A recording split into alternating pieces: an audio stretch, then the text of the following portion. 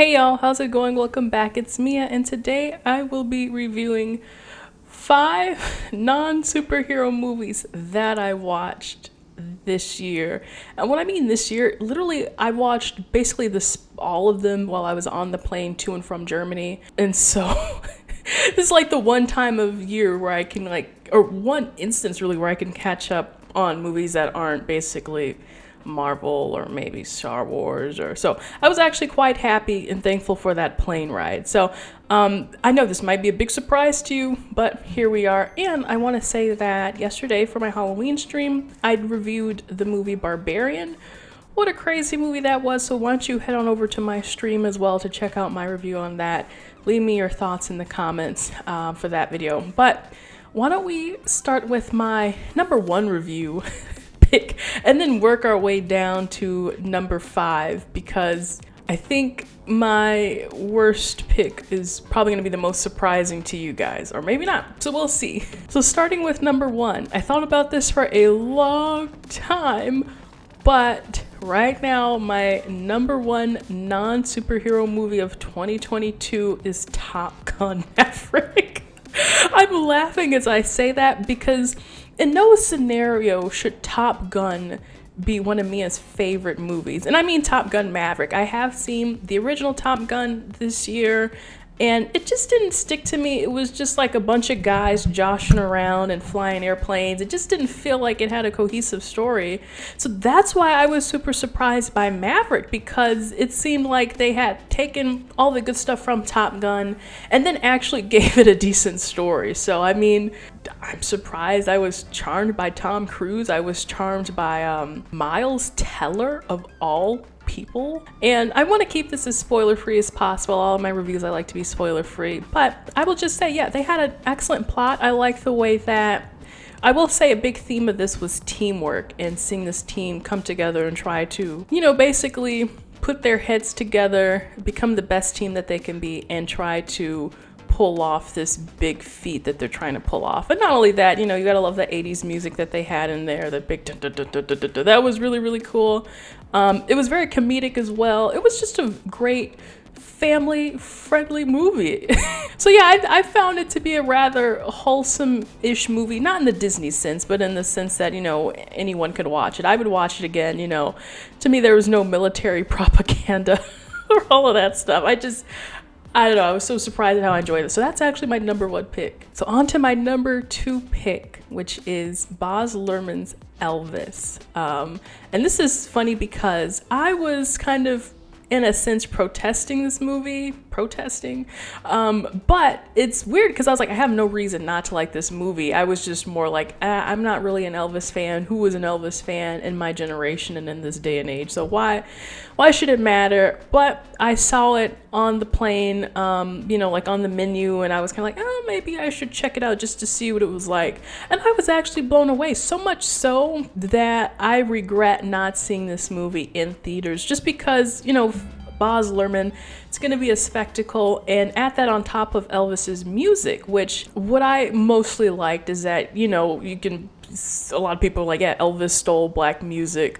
That's a huge argument. Rock and roll stole black music. But I do like that they kind of show how, or rather kind of paid homage to the sense that this type of music comes from gospel music, the black jazz scene on Beale Street and all that stuff. So that was what enticed me, because, you're playing the music really loud. Like, I have my Beats. When you're on an airplane, you need to have some nice noise canceling headphones because it's so loud on a plane. And so hearing the music really got me going. Seeing the visuals, it was a very spectacular looking film, kind of like if you're going to see a play or something. I always like to see something that's visually spectacular, so I enjoyed that. And it's no wonder this wasn't my first number 1 pick. I think the only reason it's not my number 1 pick is because I feel like the rewatch value was kind of low. Like, you saw the story, you get it, it's his biography, and that's it. I will say Austin Butler gave a really great performance. I wasn't expecting anything huge out of him, and Tom Hanks too.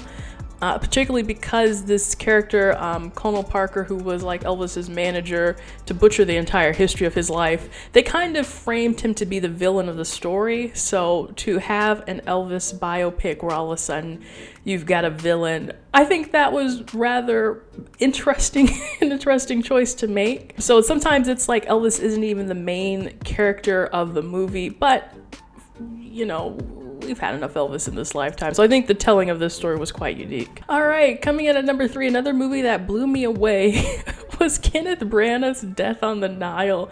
And again, all these movies were surprising to me because you would think these are things that I don't really care about. Like Kenneth Branagh, I've knocked on him a couple of times, but to be fair, the Poirot character, allow me to butcher that a lot, I think he has a really great take on it, so much so that I watched this on the plane going to Germany.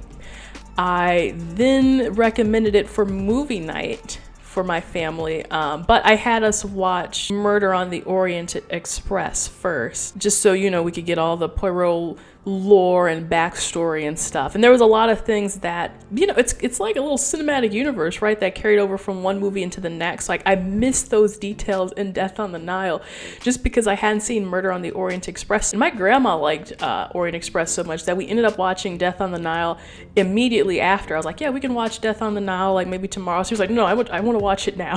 So that's how good it was, or at least that's how good the series was. So I liked Death on the Nile a lot more. I mean, it's a classic murder mystery. This you can see the solution coming from a mile away. I mean, it's very in your face, and it takes a lot for me not to be fooled, so that says a lot. But still, I think it was just an overall entertaining movie. It was very funny. The cast was spectacular. He had a lot of great talent, and I gotta give Kenneth Branagh some props. Okay, so my number 4 movie that I was curious to see was The Lost City. Now, let me say the gap between number 3, Death on the Nile, and The Lost City, the gap is getting kind of wide here. I would say the first 3 movies were in the upper echelons of 2022 movies. And then there's Morbius, you know, so these were really, really like some A-tier movies, and Morbius would be S-tier. So The Lost City, I would say we're leaning towards C, or no, maybe not D tier. It's a C-tier movie, The Lost City, starring Sandra Bullock and Channing Tatum and Daniel Radcliffe. My overall review of this movie was it's kind of like a fun movie for middle-aged Karens. You know, this is their adventure, this is their comedy. It's sexy, it's funny, it's got adventure. It's a little bit like Uncharted in the sense that, you know, you're going into the jungle, but it's for that audience, you know. So I will admit I fell asleep during some moments watching this movie on the plane, but the plot was just so predictable that it's kind of like, you know, you're not really missing anything if you doze off every now and then. But by no means would I say it's a bad movie. I think if you are awake and you're paying attention to it, it's enjoyable to see the chemistry between Sandra Bullock and Channing Tatum. He's always a funny, crazy guy. And Daniel Radcliffe too, he loves to go off the wall with his roles now. So I did enjoy that. But yeah, I don't regret sleeping through the movie. I'm sure there's nothing that I missed. Quickly, before we reach the worst movie that I've ever seen this year, I want to give an honorable mention to Jurassic World Dominion. That was one of the movies that I was curious enough to see, and I was going to check it out on the plane ride. But I gotta say, I watched the first maybe 5 minutes of it, the introduction, where they kind of give you literally the outlet Now This gives you a recap on the events that have happened between the second movie and the first movie.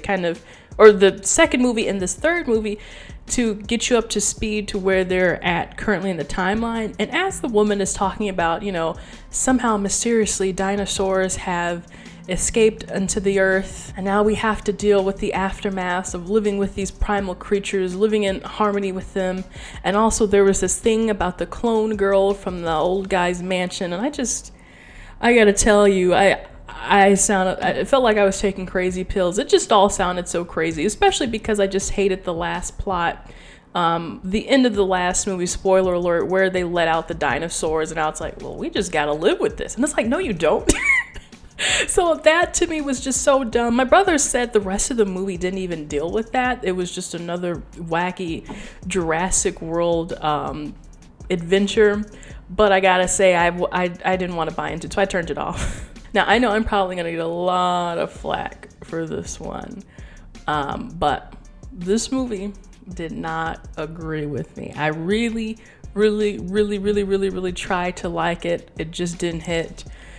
My number 5 pick is Everything Everywhere All at Once by the prestigious A24 studio. Now, by no means was the acting bad. I mean, Michelle Yeoh was always a gem. Jamie Lee Curtis was quite good in this, but it was just a lot.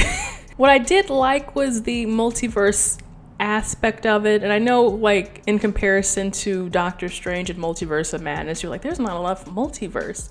I think they did good with the multiverses, but I thought maybe there would be more, I don't know, more utilizing the multiverse. It didn't really make a lot of sense to me, the way it seemed like maybe they were trying to use the multiverse as kind of like the Matrix, right? Where you could jack into that and then gain a skill from that. So I think maybe that was an interesting plot. But the whole chase with the daughter and going between dimensions, and see, I can barely remember the plot of the movie. It was just a lot going on, and not a lot of it made sense. I was tempted to turn that one off after maybe the first 30 to 60 minutes. But yeah, it just didn't, it was like heartwarming in some senses, and then in other instances they would go back like, oh, I'm so glad that I have my daughter and blah blah blah, and then it's like, you know what, no, you should get your own liberation, or I don't need you, mom, or something like that. So it seemed like even the messages of family values or the themes, just they seem to be in conflict with one another. Like it would end, you think it would end, and then they would tack on something else to kind of refute what they had just set up in the last scene. It was like the movie should have ended like 20 scenes ago, and they keep tacking on to it. Then I think the humor too was just a little bit too out there. Like hot dog fingers, that to me didn't land. The creating the bagel with everything, that didn't really, I knew that was trying to be funny. It wasn't. Everything that the daughter did, I think they were trying to make funny, but I just couldn't get on with this movie. I'm reading the IMDb. An aging Chinese immigrant is swept up in an insane adventure in which she alone can save the world by exploring other universes, connecting with the lives she could have led. Yeah, see, there's just a lot. I think as well, having the whole, like, the majority of the film taking place inside of the tax building, that to me wasn't exciting. I think that was what got me, is I thought she would be going out more, exploring more, doing all these sorts of things, but it really just took place inside of this one setting for the most part. Hope that's not too much of a big spoiler if you haven't seen it, but yeah, it just didn't, a lot of things didn't hit for me, so I'm sorry. I know A24 is so very prestigious, and this movie got a lot of talk, a lot of good talk, but just wasn't for me. I can't believe this though. All trivia on IMDb, all of the visual effects for the film was done by 9 people, including 2 directors, with the majority of the shots being done by a core group of 5 people. That, to me, the editing in that movie was hardcore. I will give them that. They really did the darn thing with the editing. I can't believe they did it with a small team of people. I would have been wiped. I would have resigned after doing that movie. But yeah.